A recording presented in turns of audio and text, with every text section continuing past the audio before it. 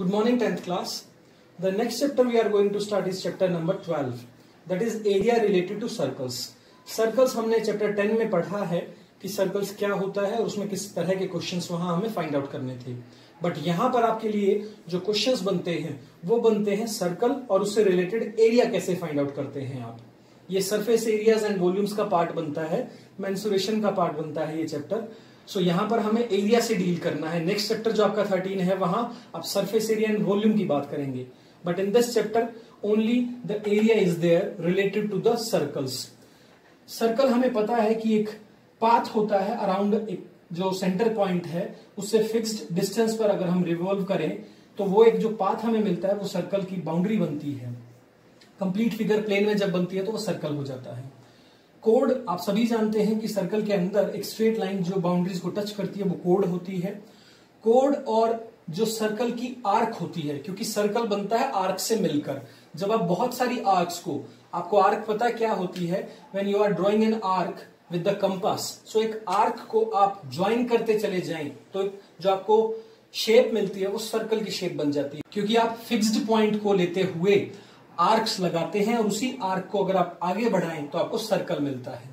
तो वही arc A B अगर हम बात करते हैं, उस आर्क और कोड के बीच का जो एरिया आता है इन बिटवीन, ये जो एरिया है this is called the segment. अब सेगमेंट भी दो तरह की हो जाएंगी सर्कल के अंदर। कैसे? अगर आप इस कोड को देखें, जो छोटा हिस्सा है वो तो रहेगा माइनर सेगमेंट, और जो इस कोड से ऊपर का हिस्सा बच गया वो बड़ा है, वो रहेगा मेजर सेगमेंट। तो आपको क्वेश्चंस में इसी वे में पूछा जाएगा कि माइनर और मेजर सेगमेंट क्या होती है। अब सर्कमफ्रेंस होती क्या है सर्कल के केस में? 2 पाई आर होती है। इसी 2 पाई आर को यूज करते हुए हम जो लेंथ ऑफ आर्क आपसे पूछी जाएगी, ए से बी का डिस्टेंस कर्व शेप में, उसे लेंथ ऑफ आर्क बोलते हैं। वो कैसे फाइंड आउट की जाएगी? सर्कमफ्रेंस की हेल्प से।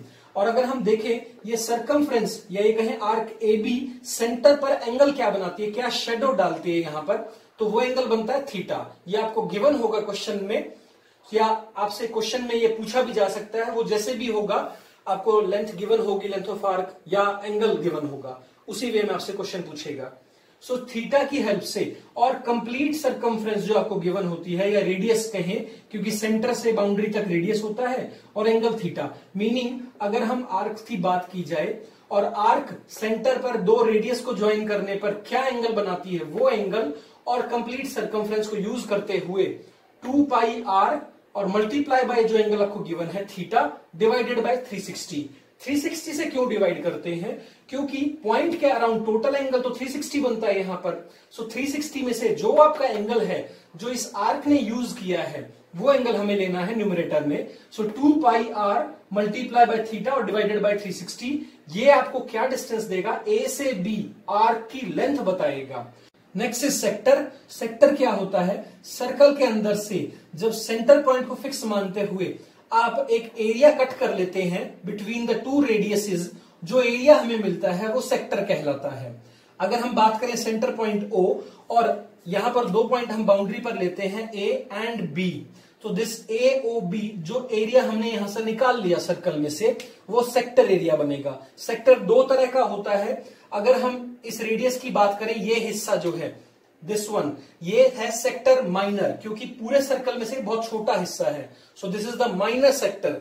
और अगर इस एरिया को छोड़कर बाकी एरिया की बात करते हैं सर्कल के अंदर, तो this area is becomes a major sector, क्योंकि ये भी एक एरिया बच जाएगा सर्कल के अंदर।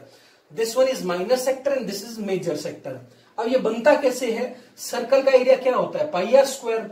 पाई आर स्क्वायर को हम यूज करते हुए और जो एंगल थीटा बनता है, मीनिंग दो रेडियसेस के बीच में जो एंगल यूज हुआ है उस एंगल को यूज करते हुए एरिया ऑफ सर्कल में से जो एंगल यूज हुआ था, क्योंकि अगर सर्कल का एरिया की बात की जाए तो कंप्लीट 360 डिग्री का एरिया यूज होता है एरिया ऑफ सर्कल में, बट सेक्टर के केस में आपने ये एंगल यूज किया है थीटा। सो थीटा एंगल कितना आया? 360 में से थीटा कितना यूज हुआ, और एरिया ऑफ सर्कल हम साथ में लेते हैं multiplied. So area of sector बनता है pi r square theta divided by 360। इस केस में जो आपको क्वेश्चंस मिलते हैं वो डायरेक्ट सेक्टर फाइंडिंग के होते हैं, या ये कहें सेक्टर में से सेगमेंट फाइंडिंग के होते हैं। मीनिंग कि जो हिस्सा कोड से नीचे का बच जाता है वो तो सेगमेंट होती है, कंप्लीट सेक्टर है, और सेक्टर माइनस सेगमेंट की बात की जाए तो आपके पास ट्रायंगल बचता है, और इस ट्रायंगल को वो यूज करता है just to find out the radius, just to find out the angle of the sector at the centre point. तो कुछ इस तरह के क्वेश्चंस हमें चैप्टर 12 में मिलेंगे जिन्हें आपको सॉल्व करना है। बट फॉर दिस पार्ट आप क्या करेंगे, आज के लिए आपको रीडिंग लेनी है इन टॉपिक्स की अच्छी तरह से।